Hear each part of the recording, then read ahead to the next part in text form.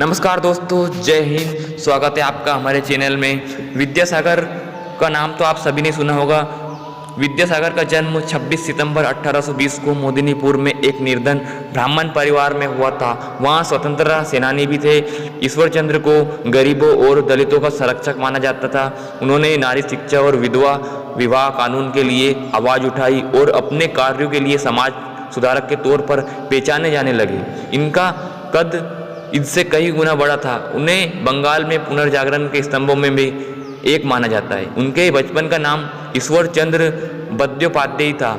संस्कृत भाषा और दर्शन के अगाध ज्ञान होने के कारण विद्यार्थी जीवन में ही संस्कृत कॉलेज में उन्हें विद्यासागर की उपाधि प्रदान की गई थी। इसके बाद ही उनका नाम ईश्वर चंद्र विद्यासागर हो गया था। आज उनकी 201वीं जन्म शताब्दी है।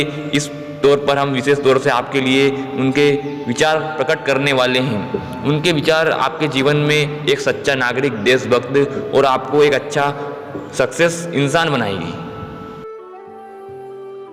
दोस्तों, विद्या सबसे अनमोल धन है। इसके आने मात्र से ही सिर्फ अपना ही नहीं, अपने तो पूरे समाज का कल्याण होता है। संसार में सफल और सुखी वही लोग हैं जिनके अंदर विनय हो, और विनय विद्या से आती है।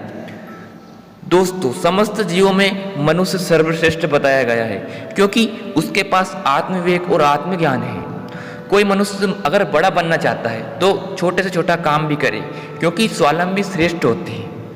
दोस्तों, मनुष्य कितना भी बड़ा क्यों ना बन जाए, उसे हमेशा अपना अतीत याद रहते रहना चाहिए। जो व्यक्ति दूसरों के काम में ना आए, वास्तव में वो मनुष्य नहीं है। अगर सफल और प्रतिष्ठित बनना है तो झुकना सीखो, क्योंकि जो झुकते नहीं, समय की हवा उन्हें झुका देती है। एक मनुष्य का सबसे बड़ा कर्म दूसरों की भलाई और सेवा करना होना चाहिए, जो एक संपन्न राष्ट्र का निर्माण करता है।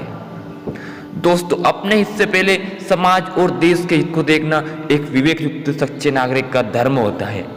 बिना कष्ट के ये जीवन एक बिना नाविक के नाव जैसा है, जिसमें खुद का कोई विवेक नहीं, एक हल्के हवा के झोंके से भी चल देता है। दूसरों के कल्याण से बढ़कर दूसरा और कोई नेक काम नहीं और धर्म नहीं होता है।